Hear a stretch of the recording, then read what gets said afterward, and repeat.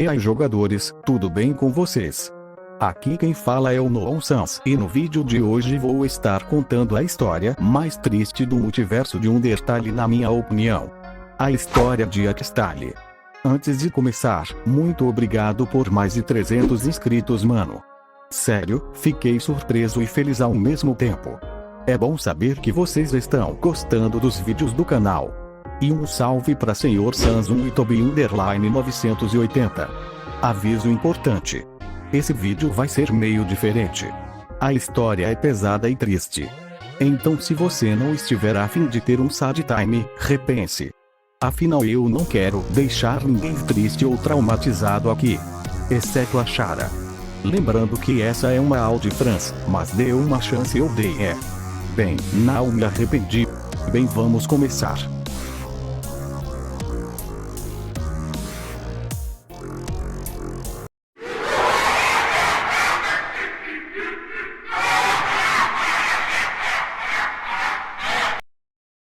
A história de Axtali começa, bem, já temos um problema.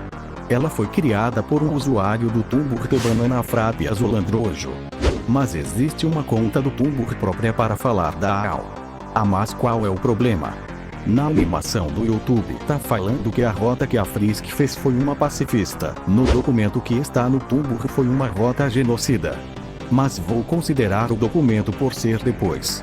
Bem, nessa rota genocida, ela estava sendo influenciada pela Chara, só que Frisk se arrependeu de suas ações depois que ela matou o Papyrus e iniciou uma rota neutra.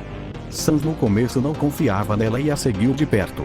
Na sala do trono, Sans, que estava assistindo tudo, percebeu que Flauê estava tentando roubar as almas humanas e impediu ele, mas não impediu ele de matar o Asgore. E acredite em mim, essa é de certa forma a coisa menos ruim que ele faz nessa aula. Bem, depois desse acontecimento, Frisk fica no subsolo, no qual Toriel volta a ser a rainha e reina sobre os monstros. 13 anos se passam.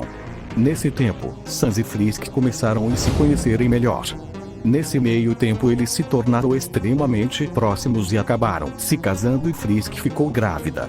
Antes que vocês falem algo, foi dito que não teria que ser algo explícito. Frisk e Sans viraram almas gêmeas. Almas gêmeas são quando duas almas viram destinadas a serem uma, ligadas no espaço e no tempo. Uma vez unidas, as almas gêmeas compartilharão sua longevidade e muitas vezes morrerão ao mesmo tempo. E sim, isso diminuiu o tempo de vida do Sans. Não sei em relação a Frisk, já que os monstros são extremamente velhos em números humanos. Bem, tudo estava certo até que uma certa Flauê conseguiu roubar as almas humanas e matar Toriel. Ironicamente esse foi o seu maior erro. Ele se transformou em sua forma ômega, depois disso ele foi para a capital, matando muitos, deixando até mesmo a Undyne ferida antes de escapar para se esconder em Cachoeira, afinal ainda existiam até onde eu sei 5 milhões de monstros, seriam muitos monstros contra ele. A magia imperfeita, a resistência das almas e a incapacidade de Flauê de controlar seu novo poder criaram o Glitch. Glitch é uma rachadura na estrutura do espaço-tempo, permitindo que o espaço entre os universos, denominado vazio, vazasse para o mundo e envenenasse lentamente todas as criaturas mágicas. Trouxe à tona a doença chamada fome, que causa maior agressividade, paranoia e fome insaciável. É uma doença que afeta diretamente a magia ao seu redor. Enquanto o caos estava acontecendo na capital, Sans pegou a alma da Toriel e deu ela a Frisk, para que ela pudesse passar pela barreira e voltasse com mais almas humanas. Mas infelizmente isso não aconteceu. Assim que ela chegou na superfície, ela foi estuprar um ladrão. Chegando no hospital, Frisk contou sua missão aos médicos. Mas acho que se você contasse para alguém que é casada com o esqueleto ninguém ia acreditar. Então ela foi isolada. Colocaram Dross nela para tentar diminuir as loucuras dela, quando na verdade ela não estava louca. Ela foi liberada quando descobriram que ela estava grávida e foi para os cuidados da mãe dela. Infelizmente ela estava muito fraca e acabou morrendo quando sua filha nasceu. E seu nome era Alisa. Eu sei que vocês querem saber o que acontece com a Alisa, mas vamos voltar pros monstros.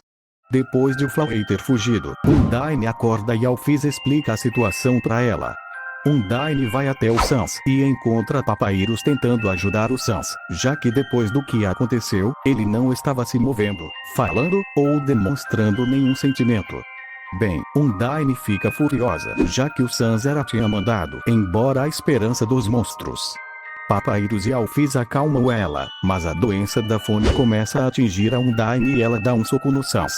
Uma referência ao Rortali, já que é Undyne de lá que quebrou o crânio do Sans. E sim, Axtali é uma alma inspirada em Axtali. Undyne logo se arrependeu, enquanto Papyrus continuava a afastar ela do corpo de seu irmão. Alphys diz que poderia ajudar o Sans, mas o comediante nem se merecia. 3 semanas se passam. O subsolo estava tentando ajudar os monstros, com Metaton dizendo os sintomas da infecção. Papyrus ainda estava cuidando do Sans. Undyne estava super mal por ter feito aquilo e Grilbis tinha ido embora cuidar de sua família. Um tempo depois, Sans acorda e Papyrus encontra ele na geladeira. Sua cara, completamente assustadora. Aquela coisa não era mais o Sans. Papyrus, como sempre, tentou ser bondoso, mas Sans pulou para atacar e quase matou o seu próprio irmão, mas Papyrus consegue tirar o Sans desse estado de insanidade, falando que agora ele queria ajudar o Sans. Essa comic do Sans e Papyrus, embora não tenha sido feita pelos criadores, teve seu reconhecimento pelos criadores, então talvez nem tudo, mas a história que ela passa é sim canon. Agora vamos falar algumas curiosidades do que aconteceu durante o tempo de terror no subsolo. Primeiramente, Grilbis acabou se suicidando, já que ele acabou devorando sua própria filha. Alphys nesse tempo ganhou a missão de quebrar a barreira ou deter Omega Flyway. Mas como ela não conseguia e começou a se sentir culpada, a fome acabou pegando ela e numa última tentativa de se redimir, liberou os amálgamos, que rapidamente absorveram ela. Inclusive eles são os segundos seres mais fortes dos subsolos, apenas perdendo pro Omega. Papyrus acabou criando e se prendendo em um mundo de ilusões, criando desculpas para tudo o que está acontecendo, uma forma de se salvar da loucura, embora ele possa ser muito perigoso se suas ilusões forem quebradas. Mas não se engane, ele sabe de tudo o que está acontecendo, apenas inventa desculpas e se convence delas. Metaton infelizmente não conseguiu ficar bem também. Durante uma crise, foi cercado por uma multidão faminta e empurrado para lá por Buggerpoints, sendo bem danificado, apenas impedindo de ser destruído por ter voltado à sua forma anterior. Fica na casa nova procurando presas e sussurros em um estado danificado. Não consegue se lembrar de nada de seu próprio passado, tirando Napstablook e Buggerpoints. Monster Kid foi um dos primeiros a morrer, assim como todas as crianças. A maioria delas foi morta pelos seus pais, mas Monster Kid foi abandonado e atacado por um bando de monstros. Papyrus e Sans chegaram até ele e Papyrus matou os monstros, criando a necessidade de ele viver em uma ilusão. Depois disso eles pouparam Monster Kid da dor, transformando eles em poeira. Os irmãos esqueletos acabaram levando sua poeira para a árvore central de Snovdin, dando um fim àquele pequeno monstro. A guarda real ainda existe e ficam em Outland procurando presas.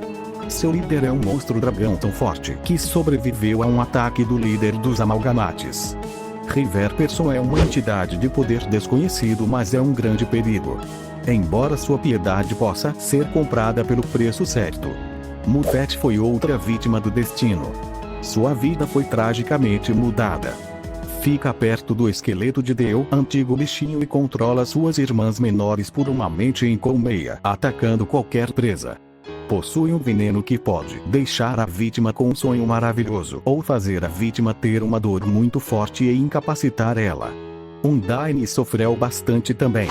Fica em Waterfall e está quase uma cega, mas ainda é uma caçadora muito boa. A cada 2 semanas tem um encontro com Papyrus para brincarem, sendo ele o único monstro que ela lembra e está disposto a poupar. Lembrando que seus encontros são supervisionados pelo Sans, embora pareça que nenhum dos dois sabe disso. Já Omega Flyway mudou muito também. Ele fica preso em sua forma Ômega mesmo 2 de suas almas tendo morrido em seu cuidado. Ele fica em Waterfall, evitando entrar em confrontos com inimigos fortes, embora já foi dito 9 várias vezes que Flawley é o mais forte do subsolo. Agora que vocês já sabem o que aconteceu com o elenco de Akstali, vamos voltar para a superfície e ver como a Lisa está. A Lisa é uma criança que ficou nos cuidados de sua avó até seus 15 anos de idade, mas não teve uma boa vida. Nesse tempo ela já matou uma pessoa na superfície. Um ladrão tentou roubar ela. A Lisa tentou apenas empurrar ele, mas sua magia foi ativada e queimou o ladrão. Conheceu uma borboleta vermelha na qual ela apelidou de Ruby, mas ela não sabia que ela era uma forma da manifestação da alma de Frisk, sua falecida mãe.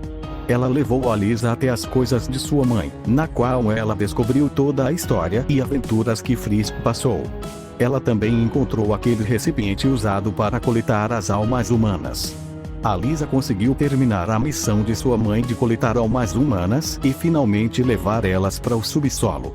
Ela foi encontrada por Shara, que tentou possuir ou convencer ela a fazer o genocídio, mas a garota tinha muita força de vontade e sai do alcance da Shara. Shara ficou tão furiosa quando a Lisa saiu de seu alcance que arrancou sua própria boca para dar origem a uma mariposa que seria usada para tentar convencer a Lisa. Depois disso, a Lisa infelizmente ou felizmente ela encontrou seu pai, Sans Snovdin. A partir daí algumas coisas aconteceram e eu não consegui achar tudo, embora pareça que algo aconteceu com as almas humanas, porque elas foram aparentemente esquecidas na história. Mas consegui entender algumas coisas. Sans levou a Lisa para casa dele e do Papyrus. A Lisa disse que era a filha dele, mas por algum motivo ele não acreditou, mas não matou ou machucou ela. Acho que é porque Sans acreditava que a Lisa era muito parecida com Frisk e preferiria não machucar ela, ou porque pensava que ela era filha daquele abusador que abordou Frisk quando ela saiu do subsolo. Ele contou até mesmo pro Papyrus que a Lisa era uma Frisk mais nova. Um dia a Lisa ficou cansada de ser maltratada de novo e escapou da casa do Sans, mas a alegria não durou muito. Sans alcançou ela e disse que o subsolo não é como antes. Ela sabe disso, ela viu isso. Sans disse pra ela voltar, mas a Lisa disse que não queria ficar com ele ou o Papyrus, que queria continuar e seguir a missão da mãe dela. Sans não permite, dizendo que não ia cometer o mesmo erro 2 vezes, lembrando da vez que ele deixou Frisk ir, prometendo cortar as pernas dela se ela não fosse com ele. A Lisa diz que não queria e tenta correr, mas Sans é muito mais rápido e derruba ela. Na hora que ele ia matar ela, Ruby traz a Sans, dando tempo para a Lisa correr, mas ela sente uma dor muito forte no peito. Achando que era magia, mas não, Sans estava esmagando Ruby. Aquilo machucava a Lisa. Sans se aproxima, mas a garota em um ataque de raiva, libera um grande poder. Desmaiando, afastando Sans e chamando a atenção de vários monstros. Sans finalmente confirma que ela era sua filha e fica completamente arrependido do que fez, disse como tratou ela, mas decide levar ela para casa de Nono, agirá genuinamente se importando com ela. Depois disso é difícil saber o que aconteceu, mas parece que a Lisa perdoou Sans e vive bem com os irmãos Esqueleto, sendo esse o fim da história cronológica de Akstali. Sim, isso é mais uma aula incompleta da comunidade. Mas claro que o vídeo não pode acabar, então vamos para as curiosidades. Bem, vamos primeiro para a rotina do Sans. Sans fica patrulhando a vila, vendo se tudo continua como antes e depois vai pagar River Person pela piedade com carne. Sendo isso uma necessidade, já que Sans não consegue lutar contra ele. Depois disso ele acorda Paps e depois a Lisa. Depois disso eles vão atrás de ver suas armadilhas. Depois disso, Papyrus vai ver os shows do Mettaton. Mas Mettaton não estava todo destruído. Sim. Por isso Sans usa alguns shows antigos para ele ver. Enquanto Paps se distrai, a Lisa e Sans treinam a magia da garota e depois Sans coloca ela para fazer deveres de casa. Depois o esqueleto pega algumas madeiras para fazer fogueira. Depois disso ele vai ceifar alguém que ele possa ter pego em suas armadilhas. E logo após vai pro porão, que é um lugar que o Sans guarda tudo o que sobrou de Frisk, mostrando que ele ainda é bem apegado com sua falecida esposa. Outra curiosidade é que a Lisa não possui um traço de alma humana, já que ela ainda é muito jovem, mas não faz sentido, já que Frisk tinha o traço de determinação. Mas a Lisa parece que vai ter uma alma de perseverança. Durante os 15 anos que a Lisa estava na superfície, Sans aumentou sua força física e estamina, além de aprender muito bem a usar seu machado. Sans é muito jovem para um esqueleto. Dividir a alma dele com Frisk e Frisk ter morrido diminui bem drasticamente o tempo de vida dele. Ele terá sorte se sobreviver mais 10 anos. Agora, como que a Lisa nasceu se Sans é um esqueleto? Bem, a criadora disse para pensar nisso como uma manifestação da junção entre as almas de Sans e Frisk. O que nos leva à próxima curiosidade. Frisk e Sans eram almas gêmeas. O que é isso? Bem, são quando duas almas são ligadas pelo espaço e tempo. Por isso que a vida de Sans diminuiu muito. Em uma luta entre Sans e Omega Flaway, o vencedor seria sem dúvidas o Omega. Mesmo tendo menos 2 almas humanas, ainda é muito forte para o Sans. Gaster nesse universo era o pai do Sans e se jogou no core para fazer ele funcionar. Sans poderia fazer mais armas de ossos, mas não gosta muito e prefere o machado. Se um monstro fosse para outro universo, a fome seria limpa em algum tempo e não se espalharia. A Lisa vai herdar todos os poderes do Sans e alguns outros por conta própria. O core vai explodir em algum tempo, dando um tempo limite para os monstros. Não importa o que seja, mas se tiver magia vai ser afetado pela doença da fome. Os humanos demoram mais para serem afetados, por sua magia estar dentro dos seus corpos. Sans às vezes vai no lixão para pegar recursos, se preocupando apenas com o Mad Doom, mas não muito. Tem apenas 50 mil monstros sobrando no subsolo. Ah, meu Deus, quanta coisa! Sim, isso é muita coisa, mas lembrando em conta que antes tinham 5 milhões de monstros. Eu acho que é meio triste e pouco. A Lisa fica saindo de noite para respirar, dar uma explorada, achando que Sans não tem percebido. Falando nela, seus olhos mudam conforme a sua personalidade. Azul é mais normal ou feliz. Vermelho é raiva ou assustado. Amarelo é surpreso ou preocupada. Também tem roxo e laranja, mas ainda não sabemos. E ela não pode interagir com a linha do tempo. Até porque o Flaway ainda tá vivo, né? Então se ela morrer é game over. O Sans não dorme porque não gosta de seus sonhos e prefere ficar mais ativo. Se a Lisa for consumida pela fome, Sans vai tirar a liberdade dela nos casos mais extremos, mas nunca matar ela. O mesmo pro Papyrus. A Lisa está sim comendo carne de monstros. Ela pode invocar ossos e seu fogo está mais controlado. Ela está aprendendo magia azul e levitação. Mas ainda não sobre a magia dourada, que dá a entender que é o karma do Sans. Sans possui quase 400 anos e Papyrus fica em torno de 200. Ninguém sabe sobre Frisk ser Ruby. A Lisa também possui alguns outros familiares brancos, que representam a alma da Toriel, que Frisk pegou para atravessar o subsolo e foi dito que ela ajudou o Frisk a sobreviver para ter a Lisa. Esses são os tatus da Alisa. A garota ainda não sabe sobre os Gaster Blasters. E falando neles, eu não encontrei quase nada sobre eles. Eu ouvi dizer que eles se fundem, mas não já foi dito no documento oficial que eles não podem ser invocados e que a maioria da magia do Sans causa dor para ele, preferindo usar o machado, que não causa muita dor. A Lisa não é uma humana, ela é tipo um monstro com alma e aparência humana. Quando a fome chegar em um certo ponto nela, sua pele vai cair e ela vai ficar como seu pai, apenas um esqueleto. Se isso acontecer, ela vai virar uma predadora extremamente perigosa. Mas para isso, ela precisa sobreviver. Flaway já resetou várias vezes, mas não antes de Sans ser capaz de mudar qualquer coisa. E as coisas aconteciam como sempre. Sans luta muito no corpo a corpo. Sendo um lutador bem astuto e cheio de truques para evitar chegar perto até ele ter certeza que consegue acabar com a luta com um acerto. Sobre seus status, a criadora acredita que os monstros alcançam seus status treinando, exceto o HP, já que ela acredita que isso seja a esperança e atualmente a esperança do Sans é muito baixa, assim como seu HP, mas pelo menos é maior que 1. Essas foram as curiosidades que eu achei sobre a Crystal. Essa AU tem 2 finais criados por fãs.